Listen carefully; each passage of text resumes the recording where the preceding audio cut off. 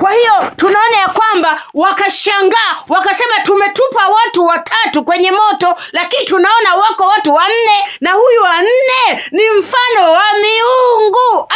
Wewe unapoingia kwenye majaribu usiogope, maana Yesu anaingia pamoja na wewe. Wakina Shadraka, Meshaki na Abednego walipotupwa katika tanuru la moto, Yesu akashuka na yeye mzima humo, akakamatwa makali ya moto yasiwazuru watumishi wake ambao wanamwamini, ambao wanamtumikia, ambao wamejitoa, ambao wamemheshimisha.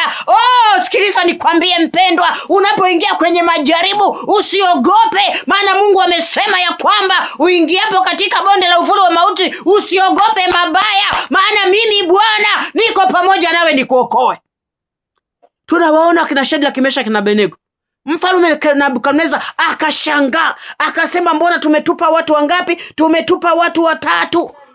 Huyu 4 ametoka wapi? Na tena akasema ya kwamba huyu 3 tunaona kwamba sura yake yule 4 ni mfano wa mwana wa miungu. Unaona? Kisha Nebukadneza akaukaribia mdomo wa ile tanuru iliyokuwa inawaka moto, akasema enyi Shadraka, Meshaki na Abednego, watumishi wa Mungu aliye juu, tokeni mje huku. Ndipo Shadraka, Meshaki na Abednego wakatoka katika ule moto.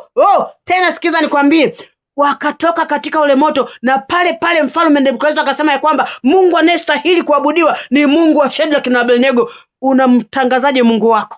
Unasimamaje pale ulipo? Unaihubirije injili wewe? Unasimama na neno la Mungu, au unakuwa wewe kipeperushi? Unakuwa kama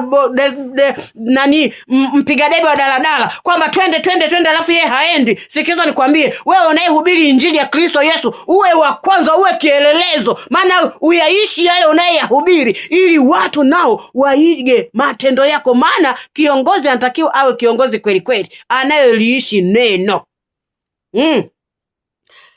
Mstari wa 27, na amiri na manaibu na mawaziri na mawaziri waliokuwako wamekusanyika pamoja, wakawaona watu hawa ya kuwa ule moto ulikuwa hauna nguvu juu ya miili yao, wala nywele za vichwa vyao hazikuteketea, wala suruali zao hazikubadilika, wala harufu ya moto haikupata hata kidogo.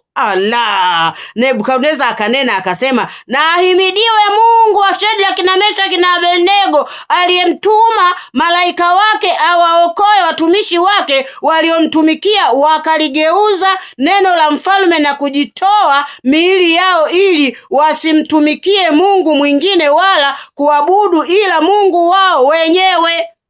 Ifike mahali adui zako wamgeukie Mungu wako wewe. Yaani wachawi wakuloge mpaka wakisha kwamba sasa tutupe hii miungu, twende tukamuone Mungu anayemtumikia huyu mama. Yaani wachawi wazime moto wa biashara yako mpaka watupe madhibuyu vyao, waseme ya kwamba sasa tumtumikie Mungu anayemtumikia huyu kijana. Jiweke sawasawa na mapenzi ya Mungu, na Mungu wa mbinguni akubariki.